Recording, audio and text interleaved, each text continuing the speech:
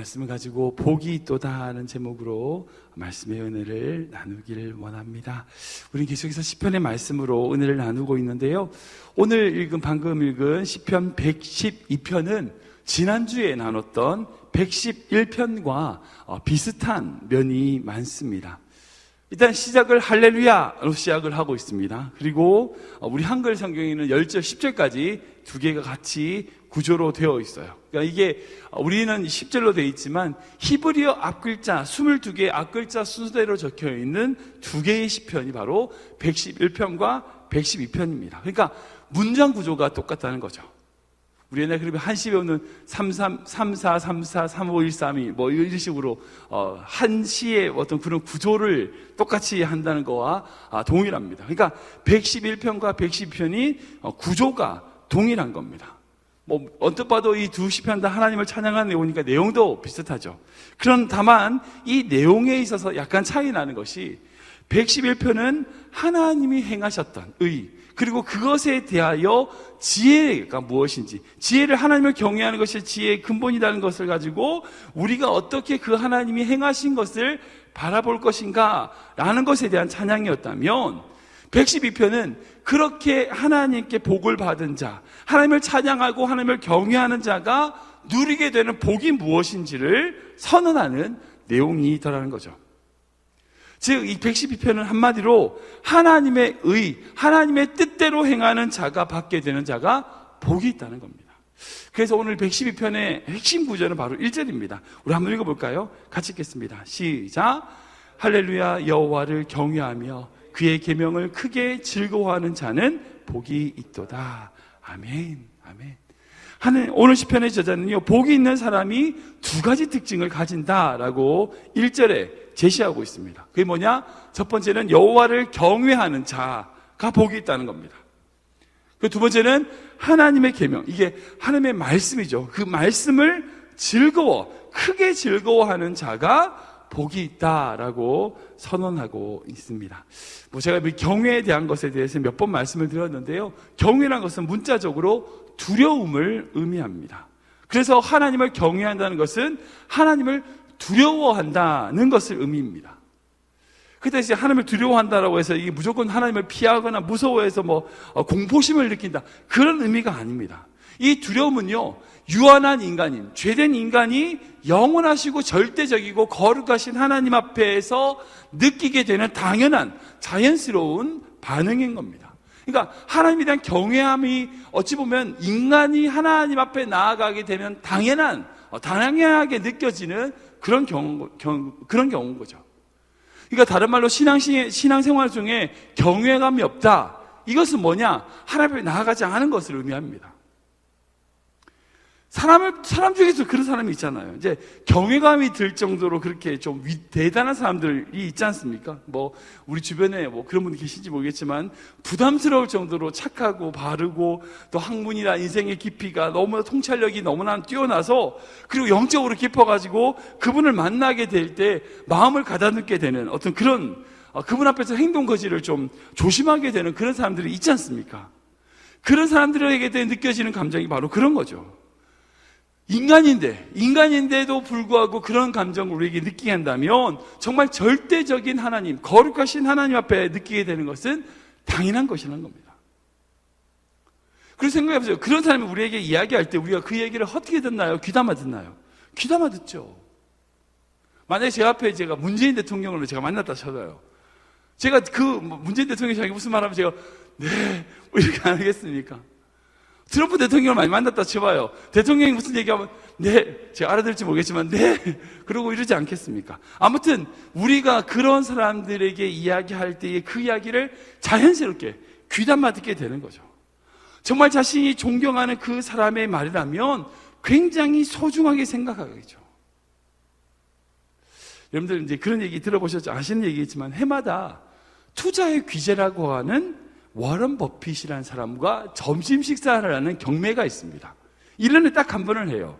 근데 이 워런 버핏과 함께 하는 점심 식사를 사람들이 그냥 하는 게 아니라 경매를 해요. 나는 10만 불, 20만 불, 최고로는 거의 100만 불 넘게 이게 경매가 나왔다는 얘기 들어요. 수십만 불을 내고 이 워런 버핏과를 밥을 먹는 거예요. 그 사람과 밥 먹으려고 그렇게 돈을 많이 쓰는 거죠. 왜 그럴까요? 그 사람과 단순하게 식사하고 이야기하는 거 아니요. 그 사람의 이야기를 잘 듣고 투자하면 더 많은 돈을 벌 수 있다라는 생각 때문일 겁니다. 투자에 관한 한 워렌 버핏의 말을 사람들이 어떻게 해요? 즐거워하는 거죠. 마찬가지입니다.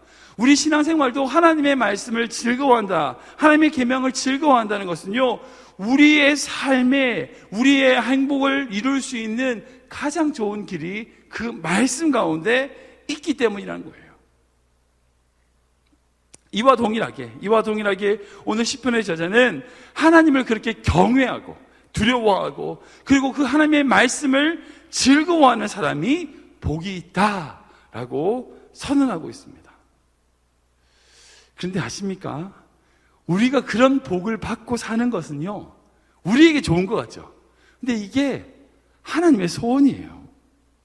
하나님의 소원이에요. 우리 신명기 말씀 읽어볼까요? 같이 읽겠습니다. 시작. 다만 그들이 항상 이 같은 마음을 품어 나를 경외하고 나의 모든 명령을 지켜서 그들과 그 자손이 영원히 복받기를 원하노라. 아멘. 성경의 모든 원리는 동일합니다. 동일합니다. 같은 하나님이시니까 하신 말씀이 똑같아요. 즉 나를 경외하고 하나님을 경외하고 내 모든 명령, 즉 하나님의 말씀을 지키는 이것을 통하여 그들과 그들의 자손이 복을 받기를 내가 원한다. 하나님이 원하신다는 거예요. 신명기에 이 모세를 통해서 하신 이 하나님의 말씀은요, 하나님이 우리가 복을 받는 것보다 더 복 주기를 원하신다는 거예요. 우리가 복을 받기보다 오히려 더 복을 주기를 원하신다. 근데 우리가 복을 받지를 못해요. 왜? 하나님을 경외하지 않고 그분의 말씀을 즐거워하지 않기 때문이란 거예요. 자, 우리 그레베나장의 모든 성도님들이 이 복을 누리셨으면 좋겠어요. 정말 하나님이 주고 싶은 복, 하나님이 정말 붙들고 싶은 복, 하나님을 경외하고 그 말씀을 즐거움으로 받게 되는 그 놀라운 축복을 우리 모든 성도님들이 누리시길 주님을 축원합니다. 아멘. 그렇다면 그런 자가 받게 되는 복에 대하여 우리가 짧게 이 시편의 몇 가지를 고백하거든요. 함께 나눠보기를 원합니다. 그렇게 하나님을 경외하고 그 말씀을 즐거워하는 자가 받게 되는 복이 무엇인가? 첫 번째는 뭐냐? 흔들리지 않고 영원히 기억되는 복을 누린다는 겁니다. 우리 같이 읽어볼까요? 시작.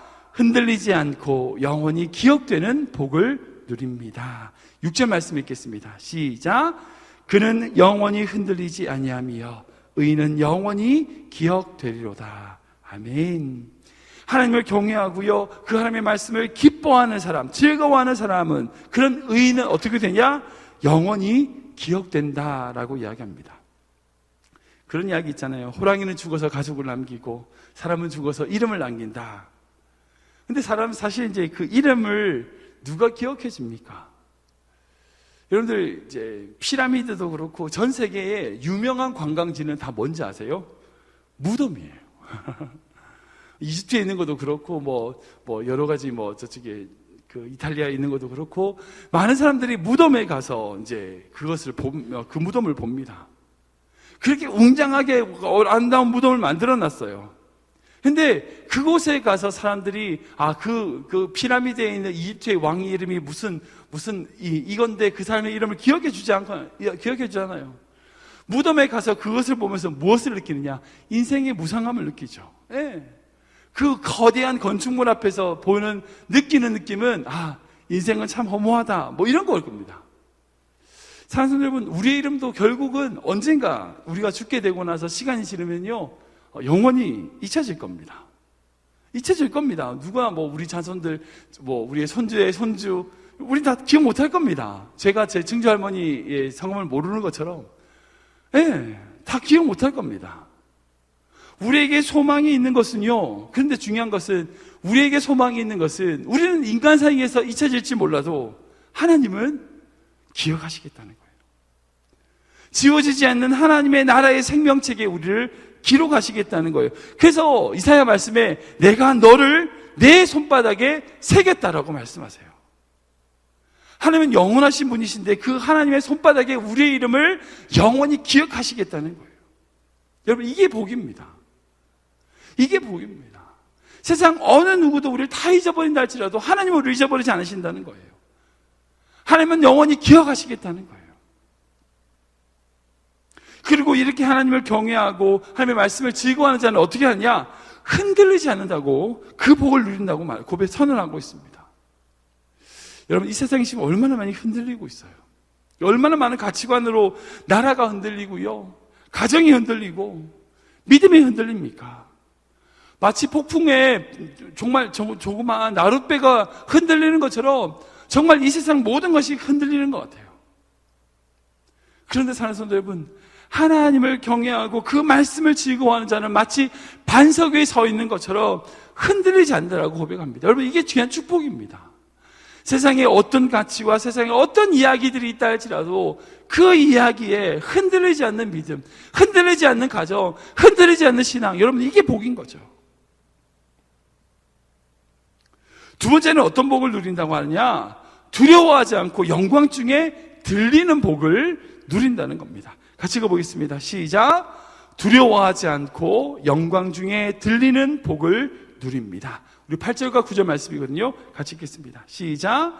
그의 마음이 견고하여 두려워하지 아니할 것이라. 그의 대적들이 받는 보응을 마침내 보리로다. 그가 재물을 흩어 빈궁한 자들에게 주었으니 그의 의가 영구히 있고 그의 뿔이 영광 중에 들리리로다. 아멘, 아멘. 두 가지입니다. 또 이것도 첫 번째는 뭐냐면 두려워하지 않게 된다는 거예요. 그의 마음이 견고해져서 흔들리지 않아서 두려워하지 않게 된다는 거예요. 동일합니다. 세상은 얼마나 두렵습니까? 무섭잖아요.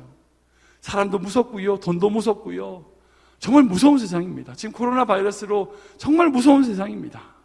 이 무서운 세상 속에서 두려워하지 않을 수 있습니다. 왜냐고요?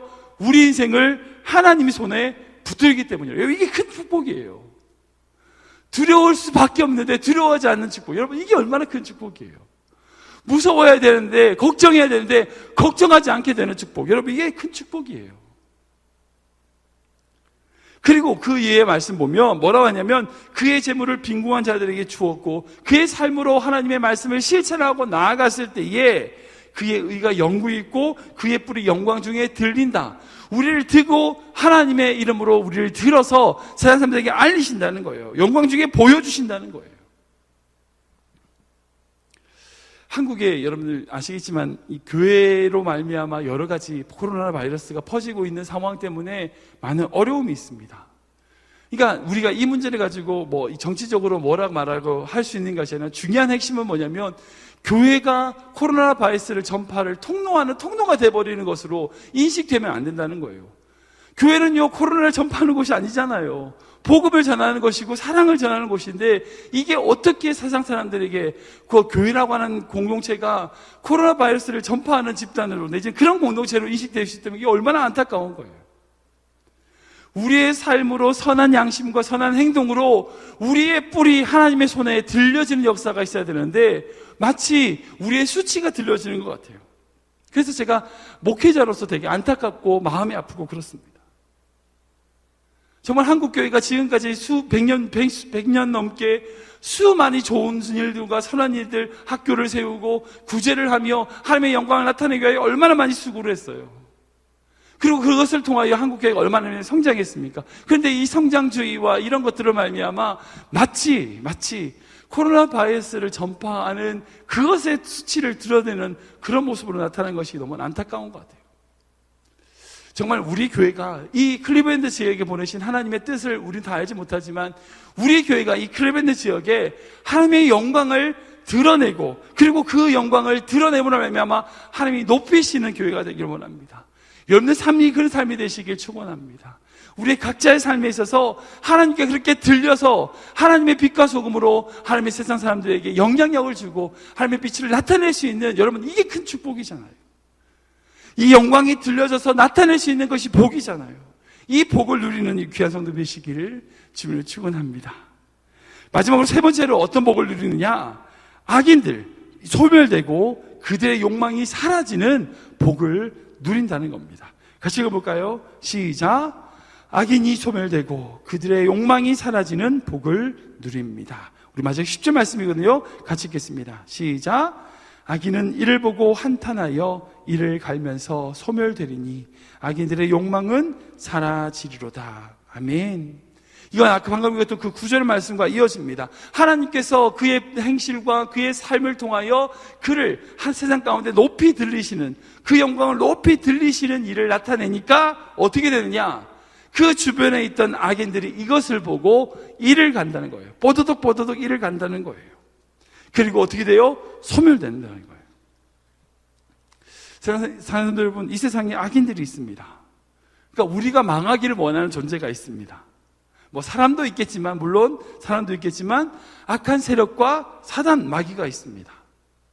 그러나 더 이상 우리가 그런 자들을 두려워할 것도 없고요, 부러워할 것도 없습니다. 왜냐하면 하나님을 경외하고 그 말씀을 즐거워함으로 누리게 되는 복이 더 이상 어떻게 되냐면 그들이 보이지 않게 된다는 거예요. 그들이 소멸한다. 그 말은 뭐냐? 그들이 보이지 않게 된다는 거예요. 제가 이 말씀 생각하면서 정말 소멸될까? 소멸된다는 것이 아예 없어져 버릴까? 아니요. 또 세상 살면 또 생기거든요. 또 나타나거든요. 그러면 소멸된다는 것은 무슨 의미일까? 없어진다는 것이 아니라 더 이상 내 눈에 들어오지 않게 되는 복이 있다는 거예요.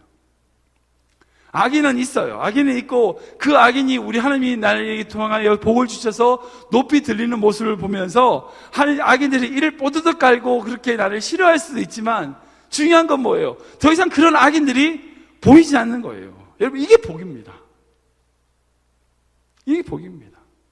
소멸된다는 것은요, 더 이상 그 악인들은 우리 주변에 있을 수 없는 거예요. 사라지는 거죠. 이건 어찌 보면 시편의 1편에 있는 악인의 모습과 비슷합니다. 우리 시편 1편 말씀 볼까요? 같이 읽겠습니다. 시작. 악인들은 그렇지 아니하며 오직 바람에 나는 겨와 같도다. 그러므로 악인들은 심판을 견디지 못하며 죄인들이 의인들의 모임에 들지 못하리로다. 아멘. 여러분들 채를 틀면은 알곡은 떨어지고 쭉정이는 어떻게 돼요? 바람에 날아가죠. 겨와 같이 날아갑니다. 없어지는 거예요. 사라지는 거예요. 이것이 마치 소멸된다는 거예요.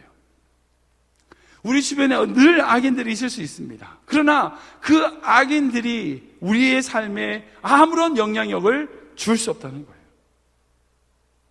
그 악인들이 우리를 보면서 이를 뽀드득하고 갈지라도 그들의 악인들의 소원들이 성취되지 못할 것이라는 겁니다. 이게 다른 말은 뭐예요? 그 악인들이 분노하면서 의인들을, 그리고 우리를, 그렇게 복받는 자를 부러워할 거란 겁니다. 여러분, 이제 부러워하면 지는 거다 이런 얘기 있잖아요. 악인들이 분노를 낼지라도요, 결코 복받은 자, 하나님께 복을 받은 자를 이길 수 없으면 하나님이 우리 그렇게 복받는 자들을 지켜주시고 편들어 주시기 때문이라는 거예요. 말씀을 정리하겠습니다. 우리는 이 세상을 살아가면서 복 받기 위하여 존재합니다. 우리는 복을 나눠주기 위하여 존재합니다. 그리스도인은요, 단순하게 나 혼자 복 받고 땡, 그게 아니라 하나님께 받은 복을 다른 사람들에게 나눠주고 뿌려주는 자가 그리스도인입니다. 이렇게 나눠줄 때에 이 복은 더 크게, 이 복음은 놀라운 역사로 그들의 삶에 또다시 또 다른 열매로 다가가게 되는 거죠. 여러분, 이게 우리의 축복입니다.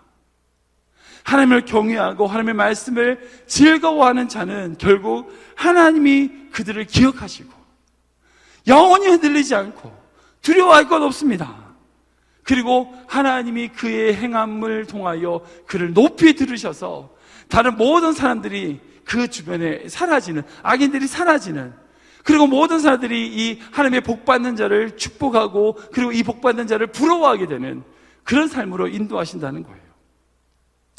저는 우리 귀한 모든 성도님들, 특별히 우리 자녀들이 이런 복을 누렸으면 좋겠습니다. 뭔가 악한 세상이잖아요. 두려운 세상이잖아요.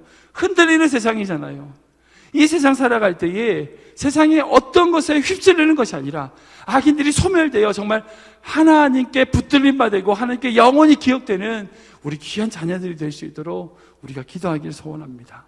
그리고 우리 그런 자녀들이 또 다른 사람들에게 그런 영향력을 줄 수 있는 귀한 믿음의 성도들 될 수 있도록 함께 기도하기를 주님으로 축원합니다. 아멘. 함께 기도하겠습니다. 사랑해 주님 감사합니다. 지금 이 세상은 어두운 세상입니다. 인간이 하나님의 자리에 올라 하나님의 이름을 더럽히며 하나님의 영광을 가리고 있는 안타까운 시대입니다.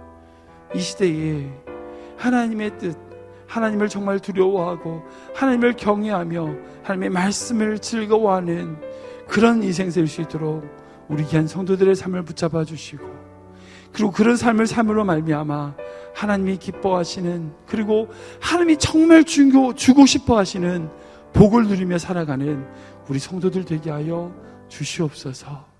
흔들리는 세상 속에서 흔들리지 않게 하시고, 두려운 세상 속에서 두려워하지 않게 하시고, 어디 손잡을 것 없는 이 세상 속에서 우리를 영원히 붙들어 주시는 그 하나님의 놀라운 은혜와 축복을 누리며 살아가는 저희들 되게 하여 주시옵소서. 감사하며 예수님 이름으로 기도하옵나이다. 아멘.